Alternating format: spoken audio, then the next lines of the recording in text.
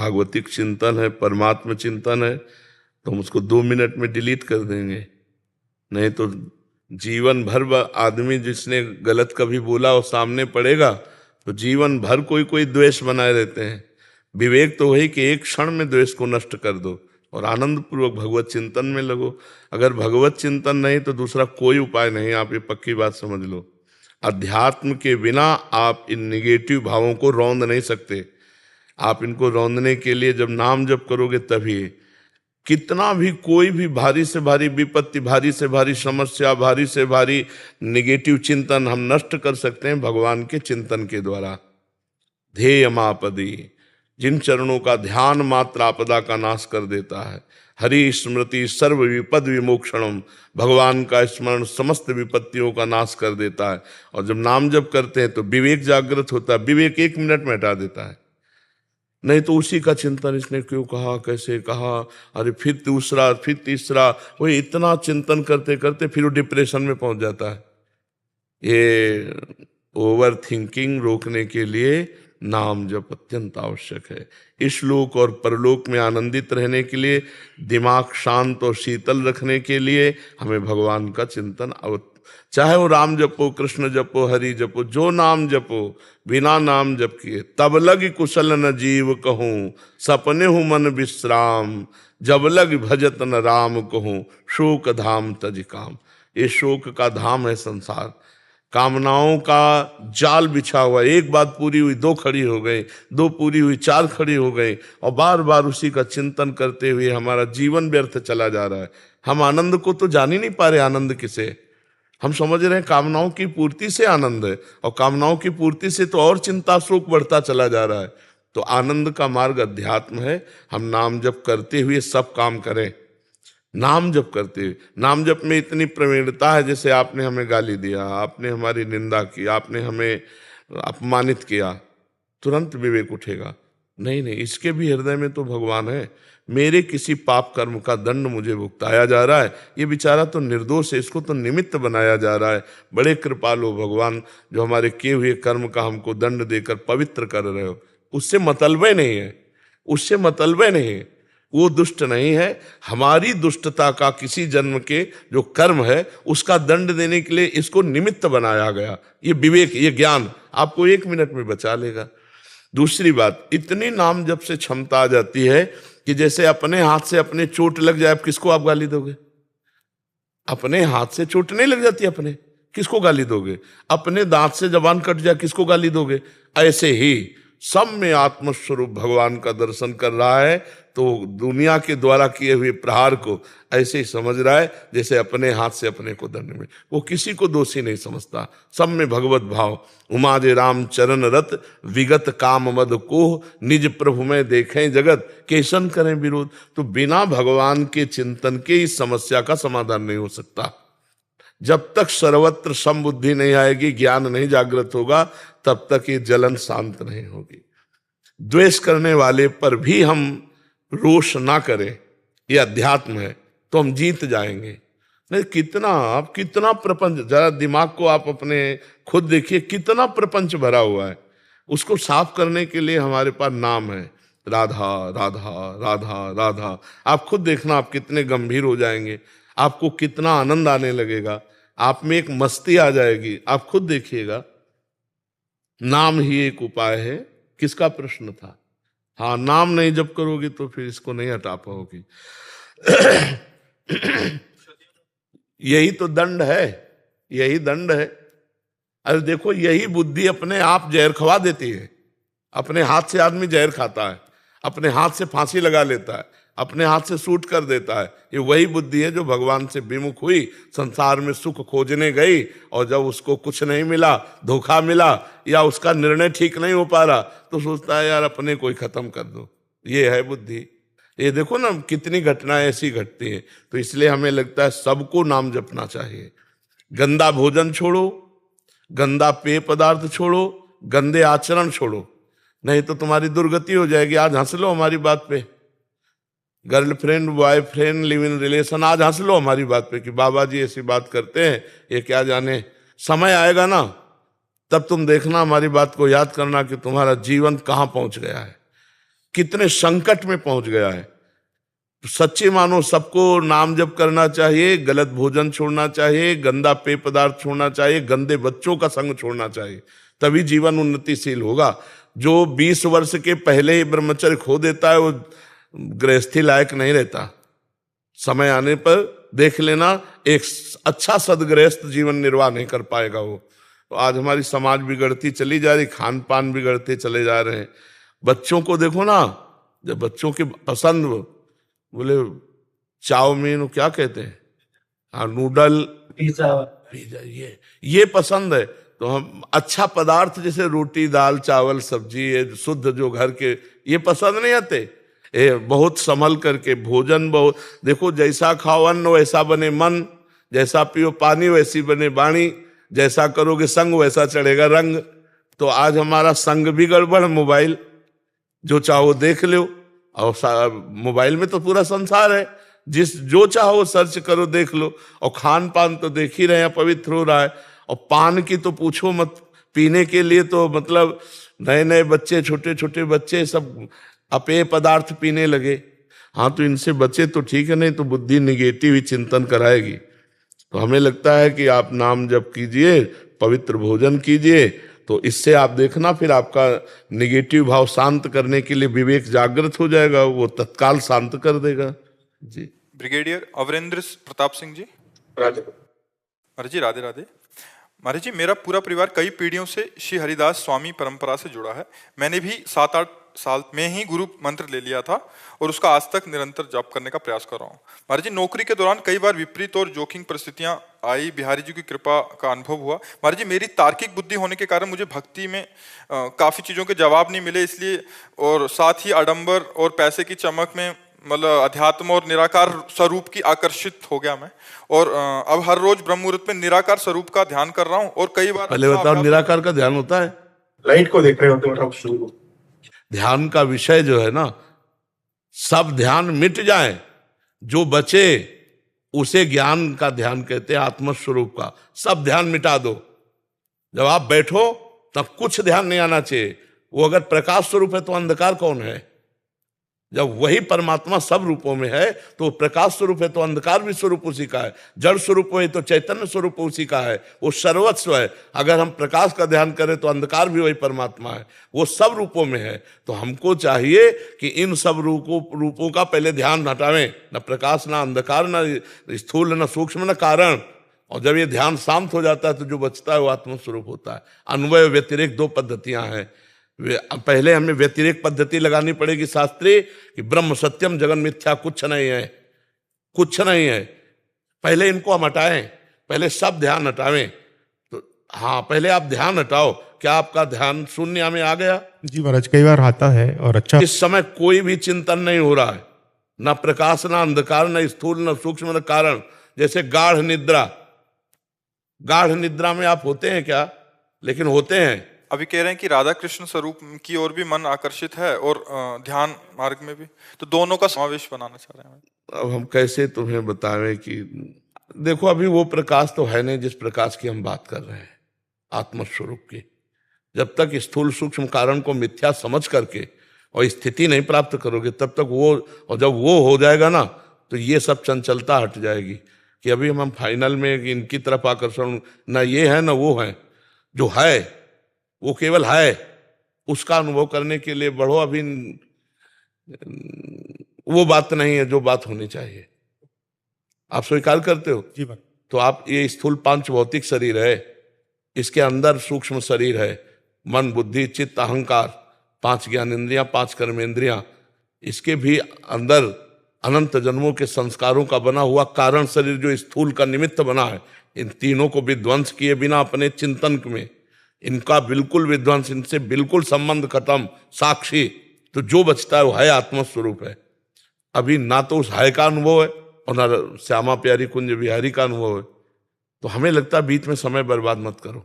वही महाराज, वही हो रहा है। मैं सोच रहा हूँ कि कहीं फंस रहा हूँ बीच में मैं। नहीं तो जब आप इतने बड़े महापुरुष श्री स्वामी हरिदास जी से जुड़े थे तो आपको वहीं जुड़े रहना चाहिए। महाराज, मेरे भी गुरु का ही कहना है। बालक दास जी तो नहीं रहे अभी, लेकिन अभी जो प्रेजेंट गुरु हैं जी, तो उनका भी यही कहना है कि उनने अपना दिया है, लेकिन मैं आपसे थोड़ा सा उसमें लाइट चाह रहा था। मतलब इनको अभी थोड़ा सा द्वंद्व है कि ये बीच में वैसे हो गए थे कि निराकार स्वरूप का ध्यान, और अभी फिर से इधर आना चाहते हैं, क्या करें? निराकार स्वरूप हमें है। हमने जो आकार पकड़ा वही आकार पकड़ लिया। कर्मा के अनुसार मनुष्य शरीर बना, हम मनुष्य पुरुष मान रहे हैं अपने को, स्त्री मान रहे हैं अपने को। हमारा क्या स्वरूप है आप बताओ? क्या क्या स्वरूप है? आपको कितने साल हो गए इस शरीर में रहते? 61 साल हो गए होंगे। 61 साल में 1 मिनट अपने से मिले हो तो हमें बताना। 61 साल में 1 मिनट अपने से मिले हो? 3.5 हाथ के घर में रह रहे हो, बाहर ही भटकते रहे, सब बाहर को ही अपना मानते रहे, अपने को भूल गए। उसी स्वरूप में आ जाओ। जितने शास्त्र हैं सबका कहना एक ही है। और जब तक नौकरी में थे तब तक तो आप अपने व्यस्त रहे, लेकिन अब नौकरी के बाद, और बच्चे भी फौज में ही हैं दोनों से, अब सही रास्ते में आ जाओ। हम आपको प्रार्थना करते हैं, हमारी बात मान लो। जो नाम स्वामी जी महाराज के पंथ से मिला है उस नाम को जपो, श्यामा प्यारी कुंज बिहारी का, और आश्रित हो जाओ। आश्रित हो जाओगे तो वो मामे ये प्रपद्यंते माया में ताम तरंती थे। नहीं तो ये मन की चाल को आप अगर साधक हैं तो जानते हैं कि एक क्षण में आकाश में बैठा मिलेगा शुद्ध, और दूसरे क्षण में नाली में गिरा मिलेगा। इसका कोई भरोसा मन का नहीं है। जब तक भगवत साक्षात्कार ना हो जाए तब तक इस मन का भरोसा नहीं है। ये एक क्षण में वैराग्य धारण करता है और एक क्षण में राग में युक्त हो जाता है, पता ही नहीं चलता इसका स्वभाव क्या है। सही फरमाया। तो हमको चाहिए कि भगवान की शरण में होकर उनका स्मरण करते हुए शुद्ध ज्ञान के द्वारा चलें। तो हमें सहारा है भगवान का, वही हमारी आत्मा है, दो नहीं है। मानी संख्या से सवाल हल हो जाएगा। स्कूल में जब पढ़ते थे तो मानी संख्या से सवाल हल किया जाता था। आज भी पढ़ाई में ऐसा होता होगा, मानी संख्या इतनी तो सवाल हल हो जाए। तो मानी संख्या गुरुदेव ब्रह्म, मानी संख्या राधा कृष्ण ब्रह्म, मानी संख्या स्वामी श्री हरदास जी। अब यहां से शुरू करो और उनकी शरण में होते हुए तो इतनी तन्मयता हो जाएगी कि आपका विस्मरण हो जाएगा, वही केवल बचेंगे। सवाल हल तभी माना जाएगा जब एक बचे। चाहे ज्ञान से आओ, चाहे भक्ति से आओ, चाहे योग से आओ, पूरी सृष्टि में एक ही बचे। चाहे वासुदेवा स्वरमित, चाहे जड़ चेतन जग जीव जत सकल राम में जान, चाहे सर्वम खलमिदम ब्रह्म, चाहे ईशावास्यमिदम सर्वम यत् किंचे जगत्याम जगत, किसी भी तरह से आओ एक। तो सही ढंग से लगो। बहुत कृपा है भगवान की कि आप परमार्थ में लगे हो, पर उसको दुचित मत रखो। दुचित कब हो, परितोष न लाए। हमारा स्वरूप ही निराकार है। परमात्मा के स्वरूप की तो जाने तो हमारा स्वरूप ही निराकार है। हम जिस आकार को पकड़ते हैं उसी में बंध जाते हैं। नहीं तो हमारा स्वरूप क्या है आप कोई बतावे? सिर्फ इतना संबोधन हो सकता है, उसी को ब्रह्म को, उसी को आत्मा को, उसी को परमात्मा को, केवल संबोधन है। लेकिन है क्या? वो तो अनुभव गम में भजें जे संता, अनुभव के द्वारा आता है। वो अनिर्वचनीय वाणी से बताया नहीं जा सकता। तो हम कहते हैं कि लगो और तीव्र गति से लगो, क्योंकि पता नहीं कब श्वास अंत हो जाए। बिल्कुल महाराज, लाइफ एंड पे आ रही है, बाइंडिंग है, तो अब लगो, खूब तीव्र गति से लगो। समझ में आ रहा है? आप जी क्या कह रहे थे? मम्मी के कहने पे आज वैसे विशेष दिन है, आपकी कृपा से आज आपके दर्शन तो हुए, लेकिन आज का दिन मम्मी का है जिन्होंने मुझे जन्म दिया है, उनका जन्मदिन है। तो कल उन्होंने कहा था कि कल विशेष स्नान होता है, तो उन्होंने कहा स्नान करने जरूर जाना यमुना जी के। तो हम रात को करीबन जब वहाँ से तलहटी से आए और समय मिला तो वहाँ गए, तो वहाँ सबसे बोला कि यहाँ पे कोई सफाई भी कर रही थी अभी, यहाँ लेडी और महाराज भी हैं, सब है। तो सब कह रहे कि यहाँ तो कोई नहीं है। अब मुझे मेरी भारिया है, उनको दोनों को दर्शन हुए, कोई और भी नहीं। जैसे मेरे साथ आया है अभी हाल, उनसे बोला कि आपने देखा? बोले किसी ने देखा। हम दोनों कह रहे कि हमको तो नजर आई। तो ऐसा लगा साक्षात यमुना महारानी के दर्शन हुए कल। यहाँ तो दिव्य सहचर्या भगवान का दिव्य धाम है। यहाँ तो कुछ भी दिव्यता हो सकती है, या तो कोई आश्चर्य की बात नहीं है। ये तो बहुत दिव्य धाम है वृंदावन। यहाँ तो प्रिया प्रीतम विराजमान है, अनंत सहचर्या है। कौन सहचरी यमुना जी की सेवा में थी, कौन क्या कर रहे, पता नहीं कौन सी शक्ति कहाँ विचरण कर रही है। तो धाम है ना प्रभु का। हमारी दृष्टि हो तो हम पहचानना शुरू कर दे। जी मुकेश अग्निहोत्री जी, राधे राधे महाराज जी। महाराज जी, आप उप मुख्यमंत्री हैं हिमाचल प्रदेश के। महाराज जी, आप कह रहे हैं कि आपकी पत्नी की अकाल मृत्यु हो गई थी, बट एक दिन पहले आपसे मिलने की उनको तीव्र इच्छा थी और बहुत प्रयास भी किया, बट मिल नहीं पाए, मतलब वहीं से। महाराज जी, उनके अंतिम इच्छा को पूरी करने के लिए आप आए हैं महाराज जी। हाँ, धन्यवाद है। हमें लगता है कि एक श्रीमद् भागवत का पाठ करवा लेना, मूल संस्कृत का पाठ भागवत का करवा के संकल्प करके अपनी पत्नी को दे दीजिएगा। तो मूल संस्कृत के पाठ से क्या है कि अकाल मृत्यु में जहां भी जो भी गति होगी उसमें उन्नति हो जाएगी, क्योंकि भागवत इतनी समर्थ है कि धुंधकारी प्रेत बन गया था, फिर भी उसे भागवत ने भगवत स्वरूप प्रदान करके परम पद दिया। विमान आया था गोकर्ण जी के सामने, तो हमको लगता है कि तस्मात् शास्त्रम प्रमाणम थे, तो अगर उनकी इच्छा की पूर्ति तो उनकी सदगति की भी पूर्ति करवा दीजिए। अगर आपको समय मिले तो 7 दिन स्वयं बैठकर सुनिए, और नहीं समय मिलता तो पुत्र या किसी को भी बैठाल दीजिए, और उत्तम जो संस्कृत के ज्ञान से परिपूर्ण है और जो विश्वास पूर्वक पूरे अध्यायों का पाठ कर सकते हैं, तो उनको उचित दक्षिणा दे करके पूजन करके 7 दिन अगर भागवत का पाठ हो और वो संकल्प करके उस जीवात्मा को दिया जाए जो आपकी पत्नी बन के आए, परम मंगल हो जाएगा। आप ऐसा कर लेना, शायद भगवान ने इसीलिए आपको भेजा होगा कि उसका मंगल हो जाए। हाँ, जीव का मंगल होना, भगवान की लीला कथा और भगवान के भक्त, यही है जहाँ से मंगल होता है। यदि भक्त मिल गए तो भगवान की लीला कथा सुनने को मिल गई तो मंगल हो गई, और भगवान का नाम, ये सब मंगलमय है। तो अनुष्ठान भागवत का करवा लीजिएगा 7 दिन के लिए, और संकल्प करके पत्नी को दे दीजिएगा। विजय उपाध्याय जी चंडीगढ़ से। महाराज जी, आपकी आज्ञानुसार श्री स्वामी रामसुखदास जी महाराज जी की गीता जी की टीका का अध्ययन का अवसर मिला। महाराज जी, उसमें एक वाक्य में कहा है, एक श्लोक के अर्थात में, कि साधक को सुख दुख का भोग नहीं करना चाहिए, प्रस्तुत सुख दुख का सदुपयोग करना चाहिए। तुम इसे समझ नहीं पा रहे क्या? सुख दुख का भोग करना मतलब सुख दुख में फंस जाना। और सुख दुख किसको प्राप्त होता है? आत्मा को थोड़ी प्राप्त होता है। ये अंतःकरण धर्म से है, ये मन को है। अगर सुख का भोग करोगे, दुख का भोग करोगे, तो इसी में फंसे रहोगे। सुख दुख से परे जो सच्चिदानंद परमेश्वर है, उसके सुख को तो पा ही नहीं पाओगे। सुख दुख 2 कर्मों के फल से आता है। पुण्य फल से सुख आता है, पाप का जो फल आता है वो दुख आता है। तो हम केवल इतना ही भोगने के लिए पैदा हुए हैं क्या? हम कोई पशु थोड़ी हैं। पशु सुख दुख केवल भोगता है। हमारे पास सुख आएगा तो हम 4 को बांट देंगे, और दुख आएगा तो गंभीर होकर के नाम स्मरण करते हुए उस पर विजय प्राप्त करेंगे। जो दुख भोगने का मतलब है उसमें लीन हो जाना। जैसे कोई पराजित हो जाता है इतना दुख में कि वो अपने शरीर को भी नष्ट करने की सोच लेता है, वो दुख का भोग करने लगा। सुख आया, इतना फूल गए, नाच रहे हैं, इतना उद्दंडता कर रहे हैं, नहीं, गंभीर रहो। सुख आया है, 4 को बांट के खाओ। दुख आया है, नाम जप करते हुए गंभीर होकर उसको पार कर जाओ। जैसे दिन है तो रात आएगी, फूलो मत। रात है तो निराश मत हो, दिन आएगा। ऐसे ही सुख दुख का चक्र चल रहा है, और आप चक्र से मुक्त होना चाहते हैं तो सुख दुख का भोग मत करो, परमात्मा स्वरूप में चित्त को लगाओ। अगर सुख दुख का भोग करोगे तो परमात्मा का चिंतन हो ही नहीं पाएगा। तो हम सुख में अगर फूलेंगे तो प्रभु को भूल जाएंगे, अभिमान आ जाएगा। मैं धनी, मैं विद्वान, मैं अमुक अमुक अमुक, नष्ट हो जाएगा।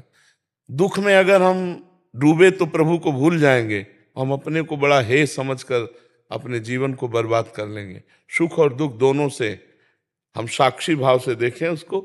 सुख आया बांट देते हैं और आनंद मगन रहते हैं, और दुख आया तो आनंद स्वरूप परमात्मा में चित्त लगाकर उसे भोग लेते हैं। देखो, कहीं आपको जलाया जाए, कष्ट दिया जाए तो आपको अच्छा लगेगा क्या? नहीं लगेगा ना। लेकिन जिन महापुरुषों ने सुख दुख का त्याग कर दिया, वो कह रहे हैं, तेरा किया मीठा लागे, हरि नाम पदारथ नानक मांगे। श्री गुरु अर्जन देव जी के वचन है। तपते हुए तवे पे बैठाल दिए गए, ऊपर से तप्त बालू डाली जा रही, और वैसे मुस्कुरा रहे हैं जैसे फूलों की वर्षा उनके ऊपर हो रही हो। तेरा किया मीठा ला। अब आप सोचो, परमात्मानंद में जो मगन है तो इतना बड़ा दुख की सोच कर हृदय कांप जाता है।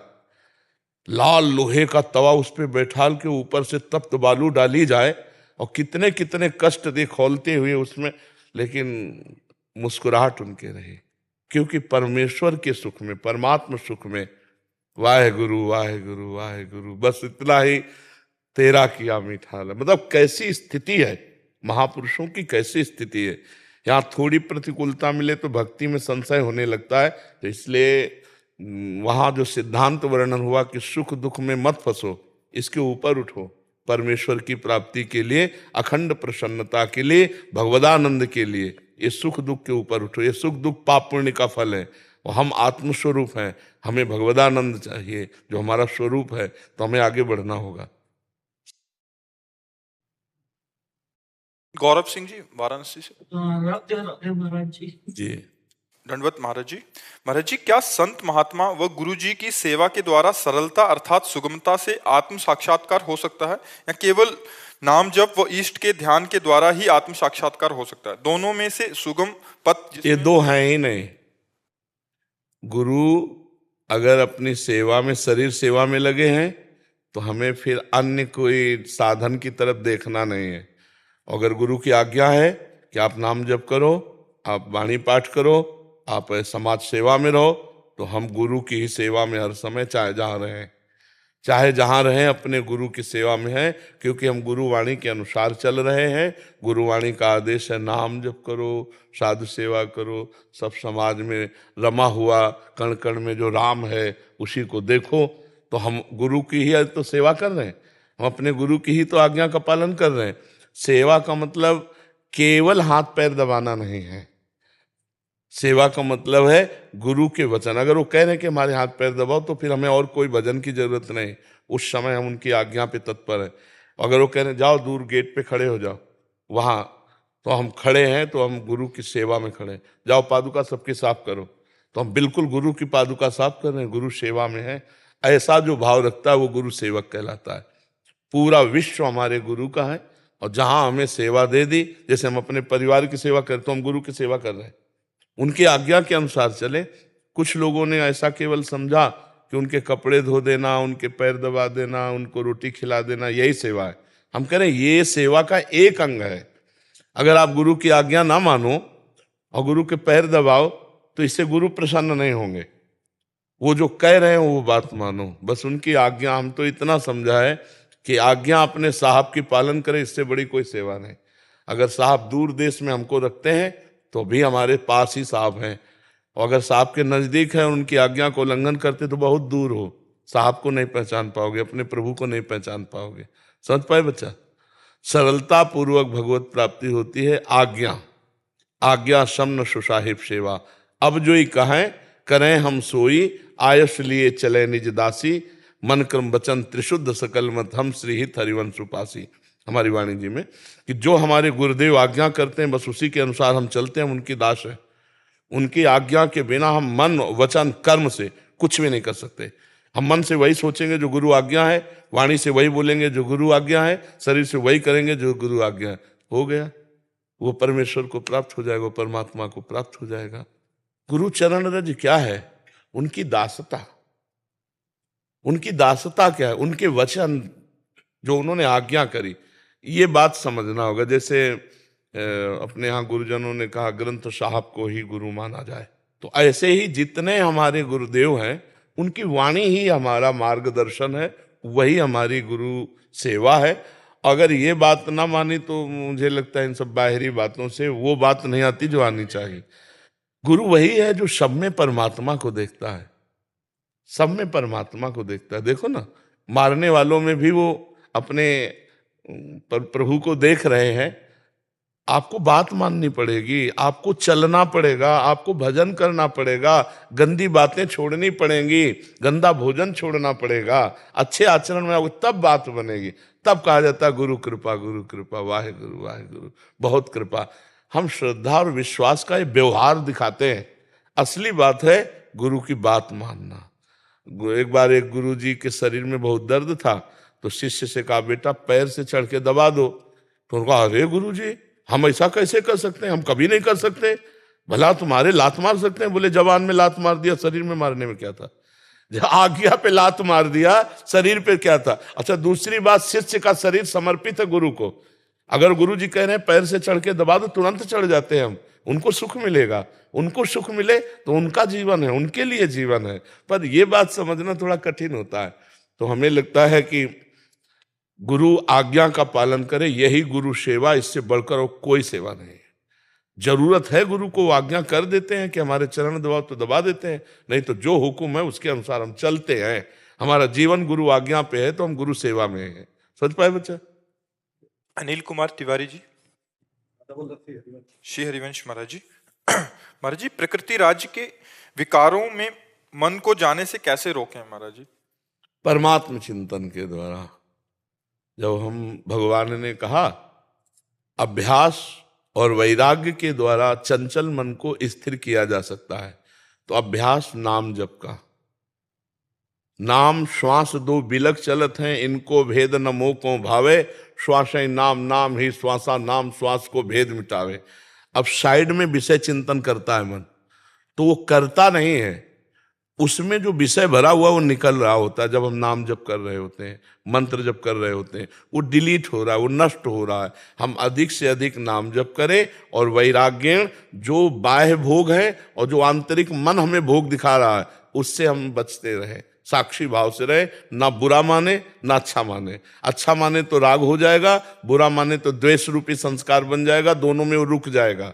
और राग द्वेष नहीं किया तो वो नष्ट होता चला जाएगा, और फिर जब मन निर्मल हो जाएगा तो मन में ही परमात्मा का साक्षात्कार हो जाएगा। मन ही भगवान है, इंद्रियों में मैं मन हूं, जहां निर्मल मन हुआ सो भगवत साक्षात्कार हो गया। निर्मल मन जन सो मोहि पावा, और मोहि कपट छल छिद्र न भावा। तो खूब परमात्म चिंतन, भगवत चिंतन किया जाए, ऐसा अव्यावृत भजना, अखंड भजन, तद विस्मरणेन परम व्याकुलतेति। अगर थोड़ी देर के लिए भी नाम छूटे तो हम ऐसे व्याकुल हो जाए, जैसे मछली को जल से अलग करो तो तड़पने लगती है, तब जाकर विषय चिंतन नष्ट होता है। पहले विषय चिंतन नष्ट होगा, फिर विषयों के द्वारा जो अनंत जन्मों में हमसे पाप हुए वो सब भस्म होंगे, तब भगवत साक्षात्कार हो जाएगा। जिसे संचित कर्म कहते हैं वो सब भस्म हो जाते हैं जो निरंतर भजन करता है। नाम कीर्तन, नाम जप, गुरुवाणी का अपने अनुसरण, जो वाणी है उसका गायन श्रवण, ये सब हृदय के मल का नाश करने वाले हैं। बस निरंतरता रहनी चाहिए।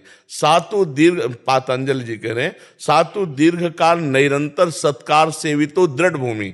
दीर्घ काल, लंबे समय तक आदर के सहित निरंतर नाम जपा जाए तो दृढ़ भूमि, हृदय एकाग्र पवित्र हो जाता है और नाम स्वतः चलने लगता है। जैसे हम श्वासें चला नहीं रहे, ऐसे ही नाम उसमें श्वासों के साथ चलने लगता है, फिर वो सिद्धों की कोट में आने लगता है।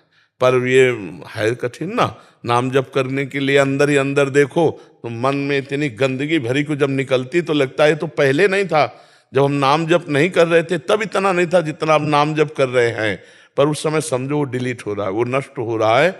नाम जप करते हुए जो गंदगी बात आती है ना, वो सब नष्ट हो रही, गंदी बातें नष्ट हो रही है।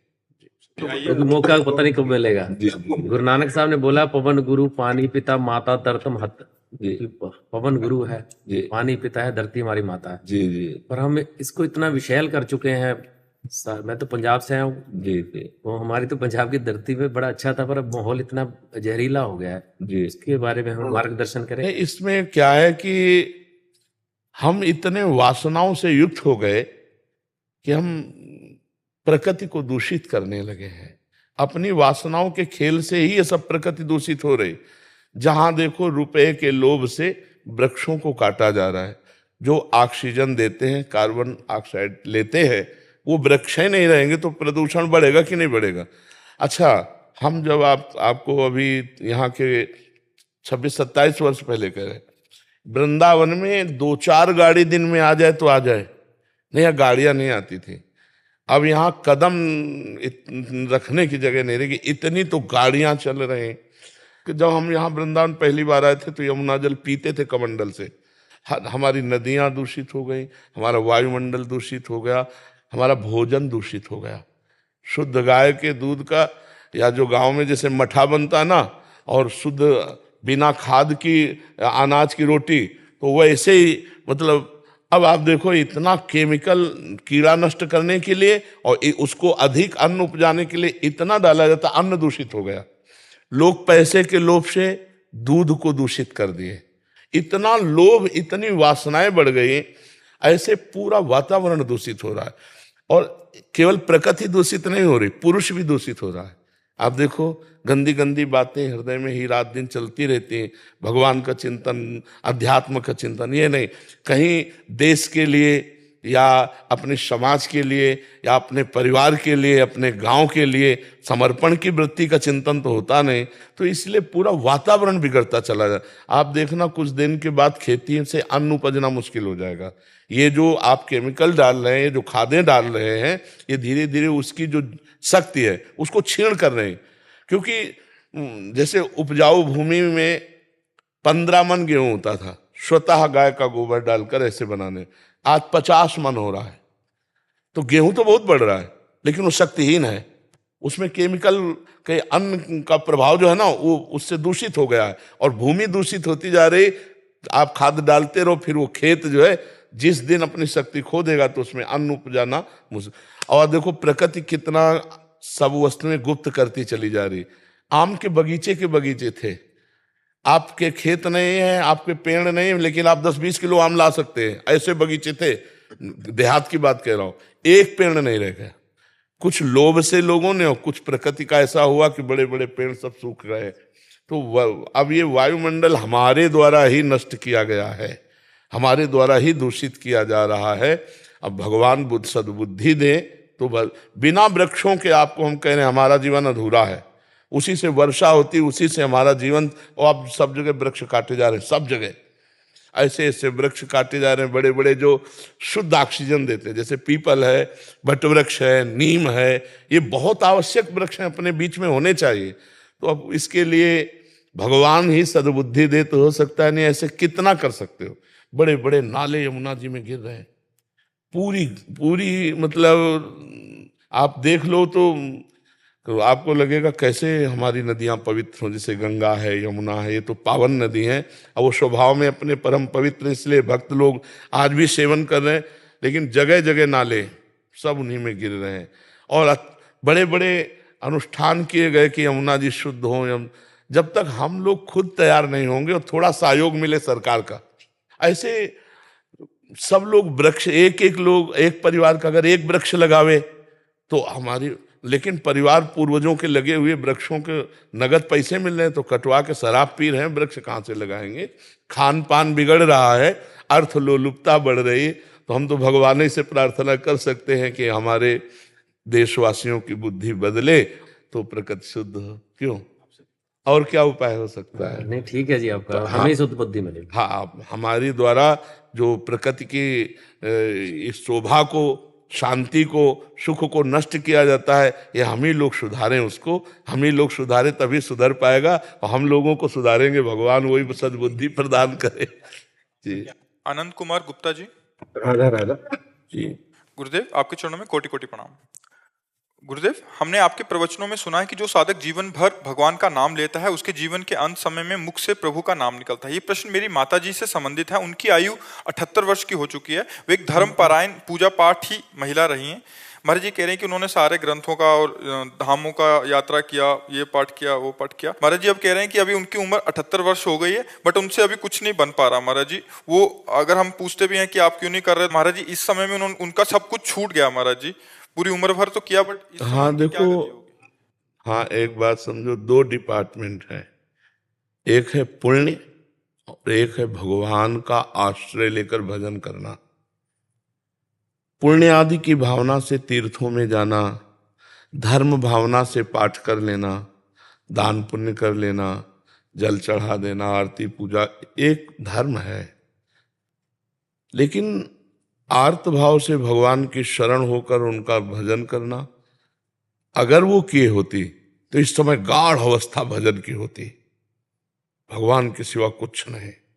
हम सुबह खड़े होते हैं, उनको जानते हैं, 85 वर्ष की होंगी, रोज दर्शन करने आती। जब 2 बजे रात के आते हैं ना, तो हम खड़े होकर उनको प्रणाम करते हैं, रुक करके उनको प्रणाम।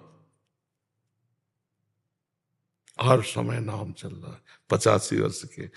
तो क्या हुआ, हम लोग दान पुण्य इनको, और या पाठ आदि को, या तीर्थ अवगाहन को हम ऐसा मान लेते हैं कि भगवान की बहुत बड़ी भक्ति है। प्राय लोग, अरे बड़े भगत हैं, रोज गंगा नहाने जाते हैं, बड़े भगत हैं, बद्री नारायण होया है। एक गांव की बात, बद्री नारायण गए लेकिन हृदय से कभी नारायण की शरण नहीं हुए, तो उनका शुभ कर्म बनेगा ना कि भजन बनेगा। शुभ कर्म और भजन में अंतर है। फावड़ा चलाना भी भजन हो जाएगा, व्यापार करना भी भजन हो जाएगा, जब हम भगवान की शरण में होकर अंदर से, और हम निरंतर भगवान के नाम में डूबे हैं। तो अभ्यास कहाँ जाएगा? इसी समय के लिए तो है कि मानो हमारी ऐसी स्थिति आ गई कि हम मूर्छा में हो गए, या मृत्यु जनित कष्ट, बहुत दुख है बीमारी में, अब बुद्धि उसमें शिथिल हो रही, तो उसमें नाम चलेगा, क्योंकि जीवन भर नाम जप किया है तो नाम चलेगा। अब जैसे इस तरह के भागवतिक कार्य हैं, इन कार्यों से अगला जन्म मिलेगा और फिर शुद्ध भक्ति का संस्कार आएगा, तब वो भगवान की प्राप्ति होती है।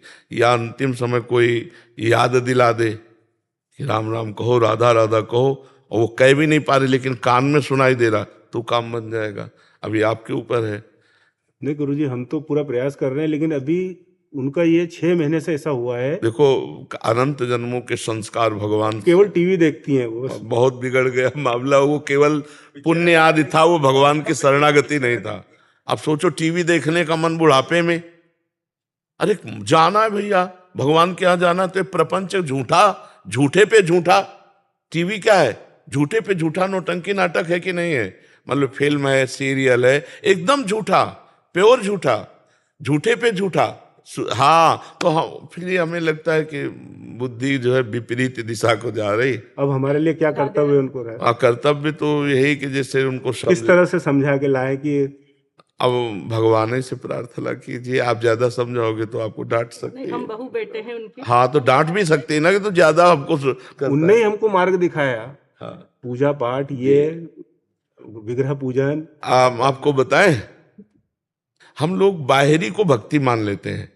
भक्ति एक अंदर का विषय है, बाहरी क्रिया कुछ ना हो भक्ति जनित, और अंदर से आपका नाम चल रहा है तो आप महान भक्त हैं। बाहरी क्रियाएं हो रही, भजन नहीं। तो इसीलिए भगवान ने एकादश स्कंद में कहा, भागवत में, व्रतांसी यज्ञ छंदांसी तीर्था नियमा यमा यथा वरुंधेत सत्संगा सर्वसंगोपहो हिमम। मैं व्रत से, तीर्थ यातन से, यज्ञ से, वेदाध्ययन से, गृहस्थी के पुण्य धर्म का, इनसे बस में नहीं होता। अगर मुझे कोई प्राप्त करना चाहता तो मेरे भगवत प्रेमी महात्माओं का संग करे, जिससे सर्व संगों का त्याग होकर मेरा अखंड स्मरण प्राप्त हो। स्मृति से भगवत प्राप्ति होती है। यस्य स्मरण मात्रेण जन्म संसार बंधनात् विमुच्यते नमस्तस्मै विष्णुवे प्रभु विष्णुवे। जिनका स्मरण मात्र संसार समुद्र से हमें मुक्त कर देता है। अच्छा, वृद्धावस्था में बुद्धि भ्रष्ट हो जाती है, अगर सही भजन हुआ तो उस समय करेक्ट रहेगी, नहीं भ्रष्ट हो जाती है। तो अब देखो, आ गई ना अंतिम फाइनल, और टीवी अच्छी लग रही, इसका मतलब बुद्धि निगेटिव परमार्थ से, नहीं तो साधना में ये सब नहीं अच्छा लगा। अब तो केवल यही होना चाहिए कि भगवान की कथा आपसे कह सुनाओ, भगवान की कथा सुना रहे, बैठे हैं, नाम जप कर रहे हैं, भगवान की आरती पूजा भोग जो बना, नहीं तो नाम जप कर रहे हैं। नाम जप में तो अगर जीवन भर भजन किया है तो फिर भजन, ये माला करी उन्होंने, सब कुछ किया। हम देखो, एक प्रकार की माला ऐसे भी होती है कि माला चल रही और मन कहीं और चल रहा है, बातें हो रही और माला भी चल रही। ये आश्रय की बात कह रहे हो, आश्रित से हाँ सारा काम बनता है। जब शुरू से भजन किया जाता है तो उसका एक प्रकाश हो जाता है। और अगर थोड़ा माला इधर घुमा लिया, तीर्थ यात्रा, ये शुभ कर्म होता है। तो अशुभ कर्म भी तो है, वो अपना प्रभाव दिखाएंगे। तो अब आपके हाथ में है, आप उनको कथा सुनाओ, जैसे भागवत की है, भक्तमाल की है, नाम सुनो। जब कहें टीवी देखो तो प्रवचन सुनाओ, नाम कीर्तन सुनाओ, और संतों के प्रवचन सुनाओ। टीवी में इधर उधर मत लगाओ। अब जैसे बुरी दशा आने के पहले बुद्धि बदली जाती है, तो अब अंतिम बिगड़ जाए इसलिए माया उनकी बुद्धि को बदल रही है। अब आप ही देख लो, नहीं तो कोई उपाय नहीं। इसीलिए तो जन्म जन्म मुनि जतन कराहे, अंतराम कहे आवत नाहे। गुरुदेव, हमारी एक इच्छा है कि उनके लिए भागवत पाठ करा लें क्या? हाँ, जिंदा है अभी तो करवा ले, और अच्छा रहेगा। बिल्कुल बिल्कुल बिल्कुल, बहुत सुंदर, बहुत सुंदर, बहुत सुंदर। के अंदर ही, घर के अंदर ही। हाँ, वो संस्कृत वाला पाठ करवाओ, मूल संस्कृत, नहीं, वो तो बहुत बड़ा प्रोग्राम है, वो बाहरी लोग, हाँ, अपने उनके कल्याण के लिए उनके कान में शब्द पढ़ते रहे, ऐसी जगह पंडित को बैठा दो और दीपक जलाकर कलश आदि का, और फिर पूजन करवा के भागवत का 7 दिन पाठ करवा लो, 7 दिन। ऐसे तो उन्होंने जीवन में भागवत कम से कम 50 बार। हाँ देखो, हम यही बात कहते हैं कि हृदय समर्पित कहाँ है? क्या हृदय समर्पित ऐसा कर सकता है?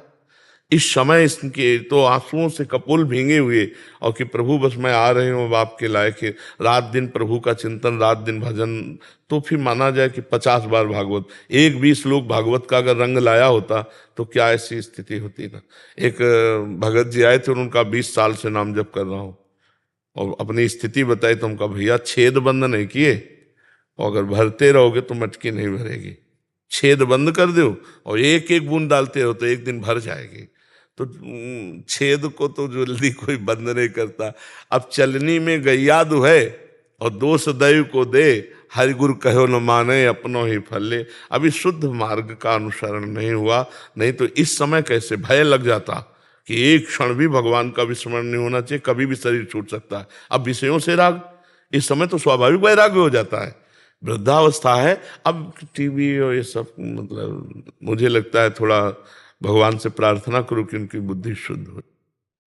महाराज जी, ये प्रश्न मैं करता नहीं, बट एक स्थिति के बारे में आपको संज्ञान में डालना चाह रहा हूँ और इनका भी निराधार हो जाए तो इसलिए।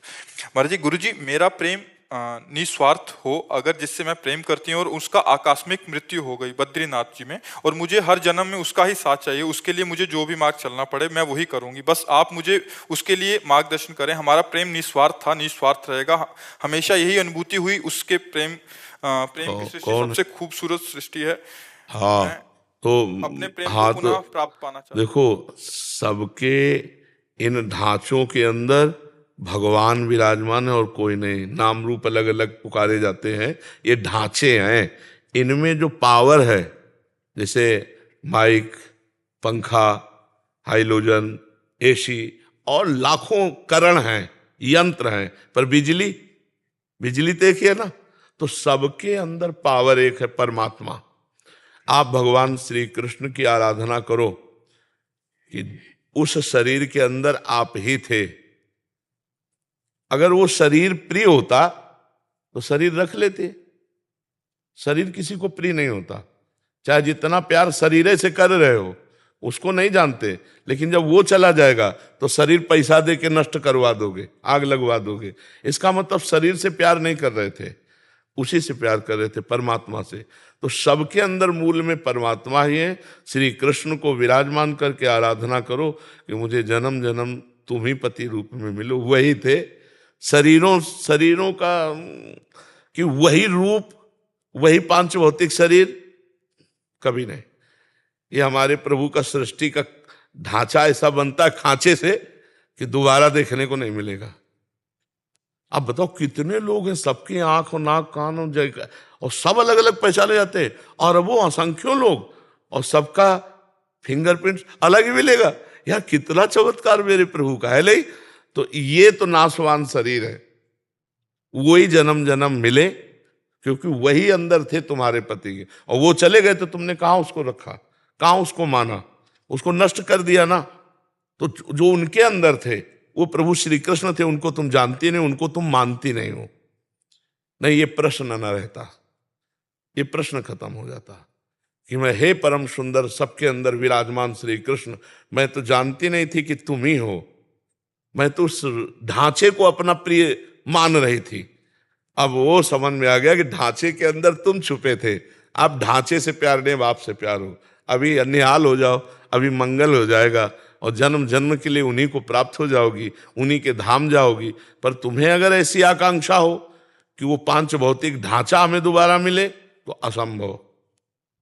ये माया का खेल है। एक बार गर्त में गिरा दिया तो दोबारा खाक में मिलने के बाद वो रूप नहीं मिलेगा, वो फिंगरप्रिंट नहीं मिलेगा। और वो जीवात्मा जो परमात्मा स्वरूप है, वो मिल भी जाए तो तुम्हें किसी भी तरह से प्यार नहीं करेगा। ये केवल ढांचे ढांचे का होता है प्यार।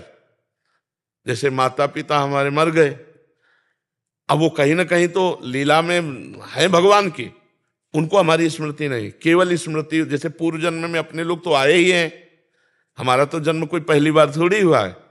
पूर्व में जैसे छोटा बच्चा है तो आप माँ जब दुग्ध लगाती है तो पीने लगता है ना, किसने सिखाया?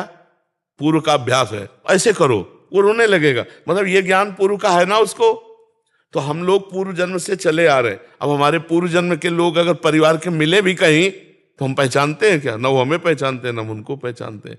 ये मायाकृत मोह छोड़ो, न तुम स्त्री हो न वो पुरुष, तुम दोनों के अंदर परमात्मा विराजमान हो, परमात्मा की आराधना करो और उसी को प्राप्त हो जाओ तो उसी को प्राप्त हो जाओगी जिसको प्राप्त करना चाहती हो। अपने प्रेम का नाम जप कर सकते हैं। मोहांधकार है, भगवान का नाम जप करो। प्रेम तो भगवान ही से ही करती थी, शरीर से करती होती तो रख लेती ना। हम बार बार तो कह रहे, आपने जाना उस शरीर के अंदर कौन था? तो मान लो ना, फिर क्या है? इन नाशवान शरीरों की क्या आकांक्षा करती हो? सच्चिदानंद जो सबके हृदय में विराजमान, वही कृष्ण, वही राम, वही विविध रूप धारण करता। प्यार करो तो इनसे करो, इनकी बन के रहो, जीवन कृतार्थ हो जाएगा। हमारी सलाह, हम तुमको अब ये तो ऐसे कहते हाथ में गुदवा लिया, बोले 7 जन्म का बंधन, 7 जन्म, अगले 5 मिनट में तुम्हारी धज्जियां उड़ के तुम कहां पहुंच जाओगे तुम्हें पता नहीं। काल तुम्हारे अधीन नहीं, तुम काल के अधीन हो। ये सब लौकिक वासनाओं की खेल है, शरीरों में आसक्ति होने के कारण। नहीं, एक परमात्मा के सिवा दूसरा कोई नहीं है। हमारी बात समझ लो। आप सरल हृदय हैं, आप पवित्र हृदय हैं, इसलिए आपका प्रेम जिसे कह रहे हैं वो खास बात मोह में है। और मोह से प्रेम में आ जाएगा तो फिर आप जिधर देखोगे उधर आनंद सिंधु भगवान ही नजर आएंगे। हमें तो यही लगता है कि अपना प्यारा वही है, और सब कोई उन्हीं से प्यार करता है यार, सब कोई। अगर आपका पुत्र पधार जाए, मान लो पुत्र के अंदर का परमात्मा चला जाए, तो रख लियो आप 10-5 दिन।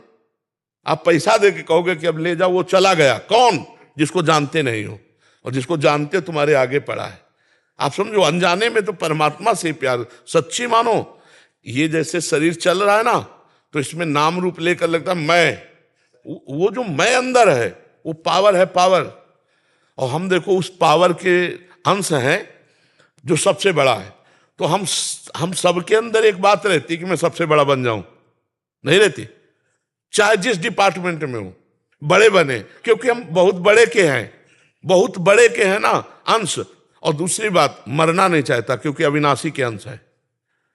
तीसरी बात, दुख नहीं भोगना चाहता, सुख भोगना चाहता क्योंकि सुख सिंधु का अंश है। ये भूलो मत, वही श्री कृष्ण सब रूपों में है। वही बद्री नारायण में अपने स्वरूप में लीन हो गए। अब नारायण की उपासना करो, कृष्ण की उपासना करो। हमारी बात मान लो तो, और ना समझ में आए तो उनकी फोटो रख लियो, रोती रहो, मिल जाए तो हमें बता देना। आपको बताइए, मान पे चलेंगे। हाँ, अगर आप श्री कृष्ण से ये कहोगी कि वही रूप रख के आ जाओ तो पक्का आ जाएंगे। दूसरी बात ला, और किसी की सामर्थ्य नहीं है। अगर श्री कृष्ण से रो के कहोगे कि नाथ आप बड़े कृपाल हो, आप वही रूप रख के आओ जिससे हमने प्यार किया था, वही रूप रख करके आपके सामने आ जाएंगे, आपसे संभाषण करेंगे। पर इतना भजन हो, सुमिर पवन सुत पावन नामू, अपने बस करी राखे रामू। जब अपने बस कर लोगी तब ये बात आएगी। और इतना करने के लिए ऋषि मुनि पूरी जात की ताकत लगा देते हैं। तो आप भी ताकत लगाइए, ब्रह्मचर्य से रहिए। अगर आप उसको प्यार करते हैं तो हमारी बात मान लो, देख लो निर्वाह करके। ब्रह्मचर्य से रहना, किसी पुरुष का स्पर्श न करना, नाम जप करना, थोड़ा अन्न खाना, और इसके बाद परमात्मा से कहो कि मैं प्यार करती हूं। वही आपको उसी रूप में आना पड़ेगा और पक्का आ जाएगा, पक्का। हम अपने अनुभव की बात कहते हैं। पधारे हुए महापुरुषों के लिए जब प्रबल आकांक्षा की तो भगवान वही रूप रख करके हमसे मिले आकर के। तो इतना साधन जोर का करो कि अब ये आसक्ति है, करो आसक्ति के अनुसार तो फिर समझ में आएगा। अब देखो, केवल बातों से तो समझ में आएगा नहीं। माया पर विजय प्राप्त करके ही मायापति से हम जो चाहे वो प्राप्त कर सकते हैं, ऐसे नहीं। बहुत कठिन है, बहुत कठिन है। हाँ, प्यार का निर्वाह करना है तो वृंदावन में बैठी ब्रह्मचर्य रहना, हम जब कह रहे हैं, और नाम जप करना, और प्रभु ही थे वो, और प्रभु से प्रार्थना करना कि जैसे मंजनू से लैला का, और लैला का मंजनू से था ना, तो मंजनू बहुत व्याकुल एकांत में विह्वल था। लैला धनी घर की थी, तो मंजनू भूखे पागल, तो पूरी बाजार में ऐलान करवा दिया कि मंजनू जहां खड़ा हो जो मांगे उसको खवाया जाए। अब ये जब बात दुकानदारों से पता चली कि लैला का आदेश तो हजारों मजनू तैयार हो गए, रबड़ी और जलेबी और सब समोसा खाने वाले हजारों।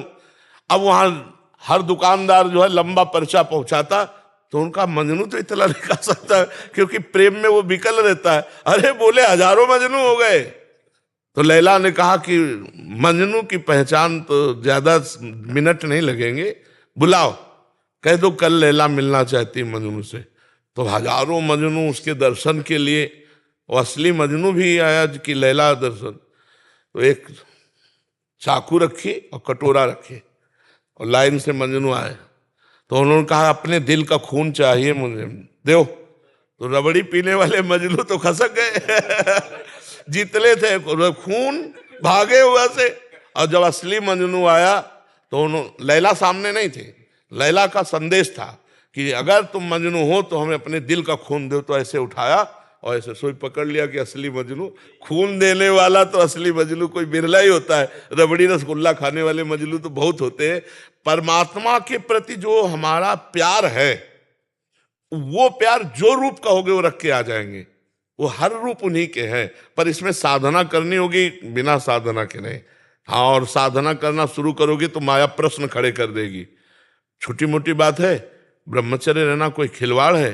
वो प्रेम में इतनी सामर्थ्य कि आप कर सकते हो, लेकिन उसी के जैसा, उससे अच्छा ऐसा आकर्षण दिया जाएगा। अब लिख लो कागज में, ऐसा आकर्षण दिया जाएगा, चाहे दिमाग में लिख लो, कि आपको लगेगा मेरी साधना का फल मिल गया। फिर वो बात नहीं बनेगी। जैसे भगवान शंकर के प्रति पार्वती जी तपस्या कर रही थी, तो सप्त ऋषि आकर बोले, अरे तो किसके लिए तपस्या कर रहे हो? मुंडों की माला, चिता की भस्म, जटाजूट। भगवान विष्णु जिनके दिव्य पार्षद ऐसे ब्याह करवाएंगे, छोड़ो तपस्या।